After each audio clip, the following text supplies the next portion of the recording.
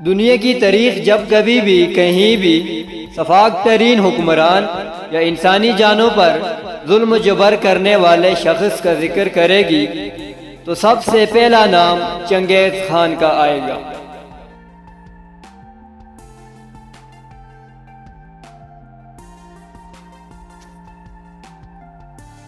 عظیم منگول فاتح چنگیز خان قریب 1162 میں پیدا ہوا۔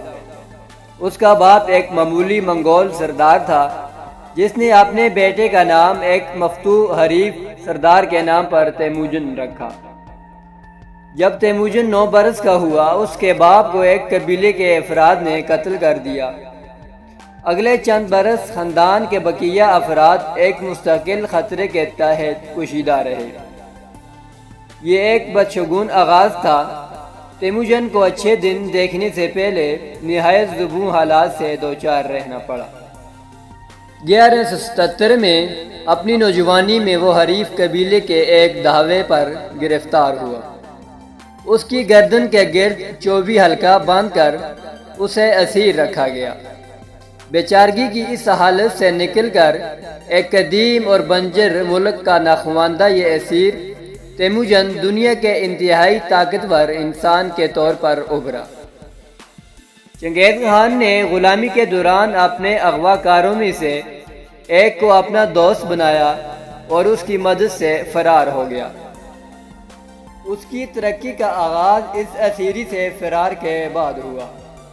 وہ اپنے باپ کے ایک دوست اور وہاں موجود متعلقہ قبائل میں سے ایک کے سردار تغرل سے جا ملا۔ آگے کئی برسوں تک ان منگول قبائل میں ہلاکت خیز جنگیں جاری رہیں جن میں تیموجن نے عظمت کی طرف اپنا سفر جاری رکھا۔ منگولیا کے قبائلوں کی ایک وجہ شہرت یہ ہے کہ وہ ماہر گھڑ سوار اور تنخو جنگجو ہیں۔ تاریخ میں ہم دیکھتے ہیں کہ وہ شمالی چین پر مسلسل حملے کرتے رہے ہیں۔ تیموجن سے پہلے متعدد قبائل اپنی توانائیوں کو ایک دوسرے کے خلاف جنگ و جدل میں صرف کرتے تھے۔ فوجی دلیری، منافقت، صفاقی اور منتظمانہ اہلیت کے ملے جلے امتزاج کے ساتھ تیموجن نے ان تمام قبائل کو ایک مرکزی قیادت کے تحت متحد کر لیا۔ 1206 میں منگول سرداروں کے ایک اجلاس میں اسے چنگیز خان یا کائناتی شہنشاہ کا خطاب دیا گیا۔ اس نے پہلے شمال مغربی چین میں سہیسا ریاست پر اور شمالی چین میں جن سلطنت پر یورش کی۔ یہ مقابلے جاری تھی کہ چنگیز خان اور خوارزم شاہ محمد کے بیچ ٹھن گئی، جو ایران اور وسطی ایشیا میں ایک بڑی سلطنت کا بادشاہ تھا۔ اس تنازع کی بنیاد اس وقت شروع ہوئی جب 1218 میں چنگیز خان نے سلطنت خوارزم میں ایک تجارتی قافلہ بھیجا۔ فارب کے گورنر نے تجارتی مال پر قبضہ کر کے تمام تاجروں کو مار ڈالا۔ چنگیز خان نے شاہ خوارزم سے خون بہا طلب کیا تو شاہ نے وفد کے 3 میں سے ایک شخص کو قتل کر دیا اور 2 کے بال مونڈ دیے۔ چنگیز خان نے 2 لاکھ سپاہیوں کے ساتھ سمرقند و بخارا اور ریاست کے دوسرے شہروں پر قبضہ کر لیا۔ 1219 سے 1221 تک ہونے والی لڑائی میں سلطنت خوارزم کے 12.5 لاکھ افراد مارے گئے۔ چنگیز خان نے گورنر کو گرفتار کر کے اس کی آنکھوں اور منہ میں پگھلی ہوئی چاندی انڈھیل دی۔ اس لڑائی میں چنگیز خان نے وسطی ایشیا اور ایران کو تہ و بالا کر کے رکھ دیا۔ خوارزم شاہ کی سلطنت مکمل تباہ ہو گئی۔ دیگر منگول فوجیں روس پر حملہ آور ہوئیں۔ ادھر چنگیز خان نے افغانستان اور شمالی ہند پر دعویٰ بول دیا۔ چنگیز خان جنگیں جیتنے اور سلطنت کے استحکام کے لیے بہترین اور بعض دفعہ عجیب و غریب منصوبہ بندی کرتا۔ چنگیز خان اپنے مفتوحہ علاقوں پر قبضہ برقرار رکھنے کے لیے وہاں کے حکمران خاندانوں میں اپنی بیٹیوں کی شادی کر دیا کرتا تھا۔ اس کے بعد وہ اپنے دمادوں کو میدان جنگ میں بھیج دیا کرتا تھا تاکہ ان کی غیر موجودگی میں حکومتی امور اس کی بیٹیاں سنبھال سکیں۔ داماد عموماً جنگوں میں مارے جاتے اور اس کی بیٹیاں کامیابی سے حکومت کرتی رہتی۔ جنگوں میں اکثر چنگیز خان اپنی فوجوں کی تعداد بڑھا چڑھا کر ظاہر کرتا۔ چنگیز خان علاقے میں اپنی زیادہ تعداد کی افواہیں پھیلاتا اور گھوڑوں پر لکڑی کی ڈمی بیٹھا کر دشمنوں کو مرعوب کرتا تھا۔ ان طریقوں سے وہ اکثر جنگ جیت جایا کرتا تھا۔ چنگیز خان حیاتیاتی ہتھیار استعمال کرنے والا پہلا جنگجو تھا۔ اس کی منگول فوج محاصرے کے دوران شہر میں منجنیق کی مدد سے ایسے مردہ فوجیوں کو پھینکتی تھی جو طاعون سے متاثر ہوتے تھے۔ چنگیز خان جن علاقوں کو فتح کرنا چاہتا انہیں ہر طریقے سے فتح کرنے کی کوشش کرتا۔ اس کے لیے وہ دریا تک کا رخ بدل کر شہروں کی طرف کروا دیتا اور ضروریات زندگی کی فراہمی بھی کاٹ کر رکھ دیتا۔ چنگیز خان جہاں دشمنوں کی ذرا سی بھی غلطی معاف نہ کرتا وہاں اپنے بڑے سے بڑے دشمن کو بھی معاف کر دیتا۔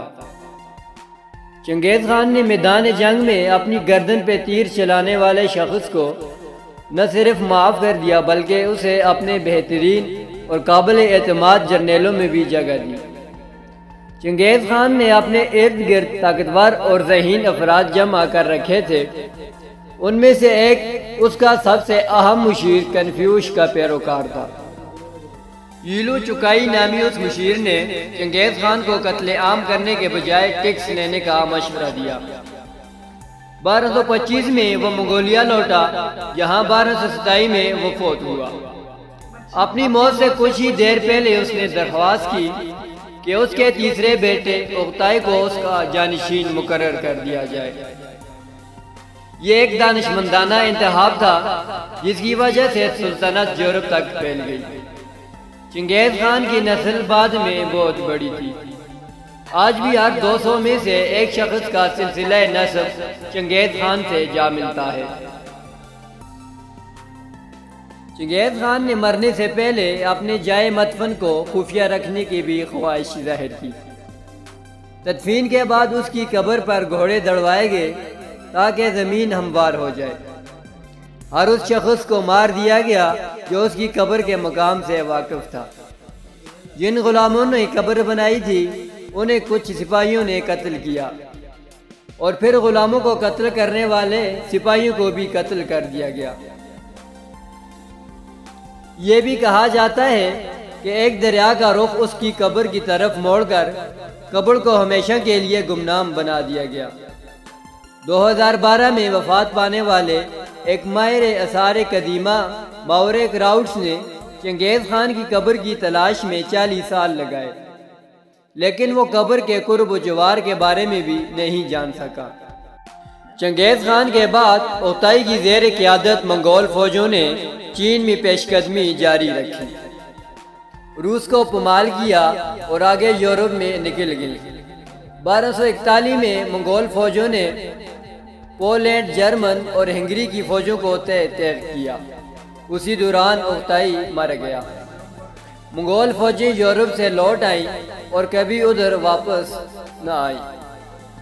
اس کے بعد جانشینی کے مسئلے پر منگول سرداروں میں خاصی لے دے ہوئی، تاہم چنگیز خان کے پوتوں منگو خان اور قبلائی خان کے زیر سرکردگی منگول ایشیا میں داخل ہوئے۔ 1279 تک جب قبلائی خان نے چین کی فتح مکمل کی تو منگولوں کی سلطنت تاریخ کی وسیع سلطنت بن چکی تھی۔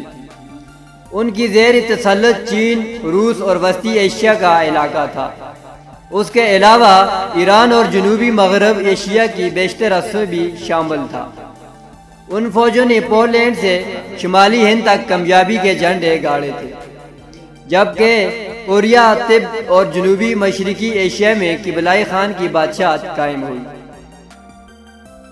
اس دور میں موجود آمد و رفت کے قدیم ذرائع کی موجودگی میں ایسی جسیم سلطنت تا دیر تک قائم نہیں رہ سکتی تھی، سو جلد یہ حصوں بحروں میں تقسیم ہو گئی۔ تاہم ریاستوں میں منگول حکومت طویل عرصے تک جاری رہی۔ 1368 میں منگولوں کو چین کے بیشتر حصوں سے خارج کر دیا گیا۔ روس میں ان کے اقتدار کی عمر دراز ہوئی۔ وہاں چنگیز خان کے پوتے بتو خان کی سلطنت کو بالعمول سنہری جرگے کا نام دیا تھا۔ یہ 16ویں صدی تک قائم رہی، جب کریمیا میں یہ اقتدار 1783 تک باقی رہا۔ چنگیز خان کے دیگر بیٹوں اور پوتوں نے وسطی ایشیا اور ایران میں سلطنتیں قائم کی۔ ان دونوں علاقوں کو 14ویں صدی میں تیمور لنگ نے فتح کیا، جو خود منگول نسل سے تھا اور خود کو چنگیز خان کا جانشین کہلاتا تھا۔ تیمور لنگ کی بادشاہت کا اختتام 15ویں صدی میں وقوع پذیر ہوا، لیکن یہ تمام منگول فتوحات اور اقتدار کا خاتمہ نہیں تھا۔ تیمور لنگ کے پڑپوتے بابر نے ہندوستان پر حملہ کیا اور مغل یا منگول سلطنت کی بنیاد رکھی۔ بالآخر مغل حکمرانوں نے تمام ہندوستان پر قبضہ کیا اور یہ اقتدار 18ویں صدی کے وسط تک قائم رہا۔